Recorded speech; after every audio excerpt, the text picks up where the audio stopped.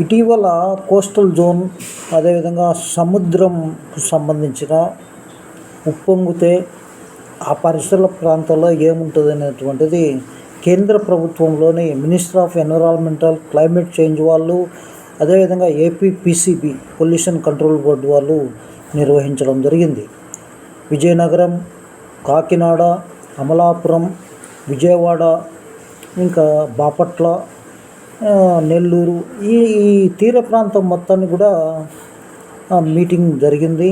ప్రజల యొక్క జీవన ప్రమాణాలు, ప్రజల యొక్క ఉపాధి, ఉద్యోగాలు ఇవన్నీ కూడా దాంట్లో కోసం జరిగింది. అదేవిధంగా మత్స్యకారుల సంఘాలు, అదేవిధంగా రైతులు, ఎన్జిఓ మిత్రులు వీళ్ళందరూ కూడా పాల్గొనాలని చెప్పడం జరిగింది. దీనికోసం కేంద్ర రాష్ట్ర ప్రభుత్వాలు గ్రాంట్గా 6 lakhs ఇచ్చారు. ఎందుకంటే దీంట్లో ఓనర్లు అనేటువంటి వాళ్ళు బయట వ్యక్తులు ఉండరు కాబట్టి ఈ యొక్క రాష్ట్ర కేంద్ర ప్రభుత్వాలు గ్రాంట్గా 6 lakhs ఒక ఆర్ఓకు ఇవ్వడం జరిగింది. దాన్ని వాళ్ళు ఏ విధంగా ఖర్చు పెట్టారు ఏంటి అని మనం గమనించుకుంటే, ఇది మామూలుగా అయితే 10 నుంచి 12 లక్షలు ఖర్చు అవుతుంది టెంట్ వేసి ఈ యొక్క అన్ని దాంట్లకు కూడా ఇవి. కానీ ఇక్కడ రాష్ట్ర ప్రభుత్వము కేంద్ర ప్రభుత్వానికి, రాష్ట్ర ప్రభుత్వానికి సంబంధించినటువంటి కలెక్టర్ ఆఫీసుల్లో, అదేవిధంగా జెడ్పీలో వీళ్ళందరూ కూడా అందులో నిర్వహించడం జరిగింది. రైతులను ఇన్విటేషన్ చేయడం, ప్రజల్లో టామ్ వేయడం, ఇంకా మిగతా ఖర్చులు అన్నీ కలుపుకొని ఎవరికైనా meals, tiffin, tea, biscuit, coffee, meals ఇవన్నీ కలుపుకొని ఇంత అమౌంట్ను ప్రభుత్వం ఇచ్చిందనేటువంటి ఉదంతం, అంటే పక్కాగా మా దగ్గర ఆధారాలు లేనప్పటికీ మాకు తెలిసినటువంటి విషయాన్ని మేము గమనిస్తూ ఉన్నాం.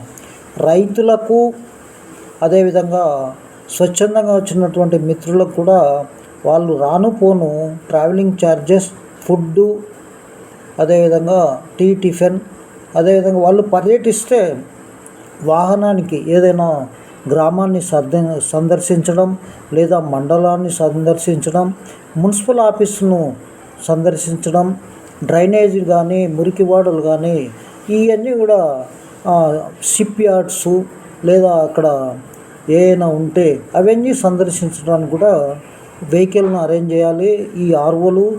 కానీ మనం గమనిస్తే ఏ ఒక్క ఆర్ఓ కూడా ఇలాంటి పని చేయలేదని మనకు అర్థమవుతుంది. కనీసం ట్రావెలింగ్ ఛార్జీ కూడా రైతులకు కానీ ఎన్జిఓ మిత్రులకు కానీ ఒక్కరికి కూడా ఇవ్వలేదు. కాబట్టి నేను రిక్వెస్ట్ చేసేది ఏంటంటే, నేను అన్ని దాంట్లో పాల్గొనలేదు. నా పేరు వై చెన్నకేశ్వరరెడ్డి, సోషల్ యాక్టివిస్ట్.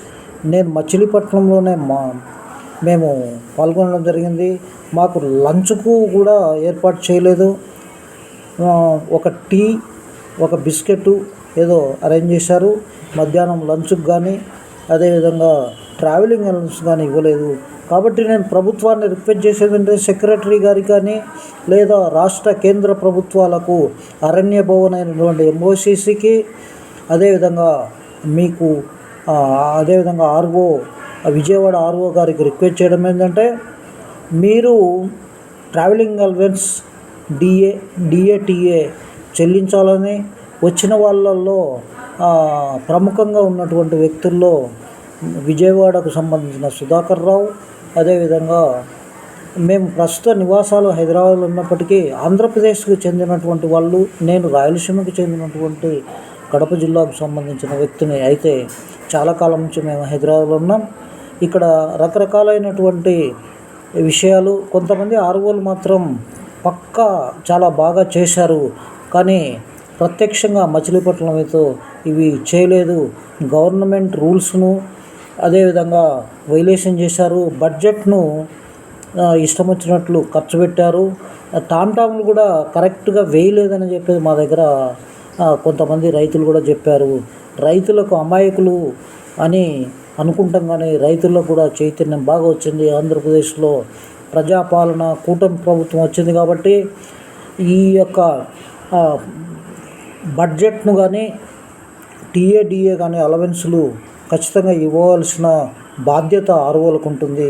ఆ విధంగా అడుగులేస్తారని, అదేవిధంగా ప్రభుత్వం నిర్వహించేటప్పుడు ప్రభుత్వానికి సంబంధించినటువంటి వాళ్ళు నియమ నిబంధనలు తప్పకుండా పాటించాలని, అదేవిధంగా ఈ యొక్క హెడ్ ఆఫీస్కు సంబంధించిన విజయవాడ హెడ్ ఆఫీస్కు మచిలీపట్నంలో దాని గురించి అధ్యయనం చేయడానికి కానీ, లేదా అక్కడ తిరగడానికి కానీ, ఇక్కడ